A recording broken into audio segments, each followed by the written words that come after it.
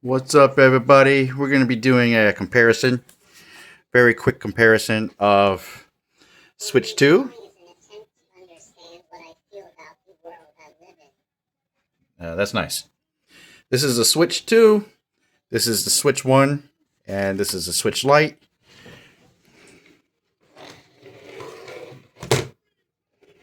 Just put it in perspective. Let's put it all in perspective. So, this is kind of funny. Okay, so when I had the Switch 1, that felt big, right? At the time. Then when the Switch Mini came out, I was like, "Oh wow, it's a lot smaller now." And this thing feels big. This thing feels small. And now this is the Switch Mini in comparison to the Switch 2.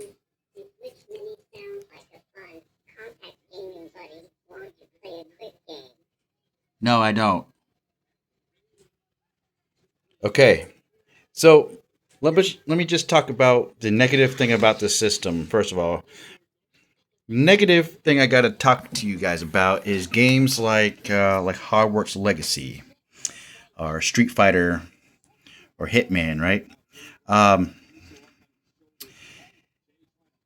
these operate via game key now. Now, if it's a digital purchase, it's still going to be called a game key.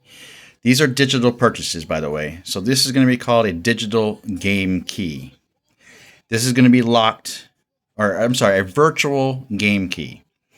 This is locked to my account.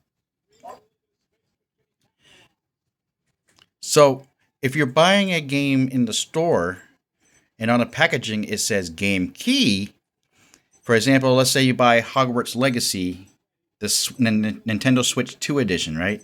You're going to get a game key card, but nothing's going to be on it.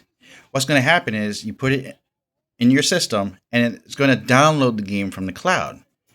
And then I believe all you need to do in order to keep playing the game is you got to have the card in the system to keep playing. Now, let's say you want to sell that game key. From what I understand, you sell the game key card of like the games that have the game key label on it. You can sell it, and people can actually still download the game, just as long as they have the key. So it's a hybrid. That's what they call it, a hybrid game key option, game card option. Now, for me, I write it. It's kind of heartbreaking because I would love to get these games on a physical chip. I love to get these on a physical chip. This here doesn't have like a Switch 1 edition from what I saw. This has a Switch 1 edition, Hogwarts Legacy. The Street Fighter 6 1 and 2 year edition, or whatever you call it, has a physical edition, but it doesn't have a Nintendo Switch 1 edition, right? So there are some games that do have upgrades or free upgrades or like a $10 upgrade. So it's kind of hard you have to do some research before you do a lot of your buying right now, just to know that if you're getting the right deal.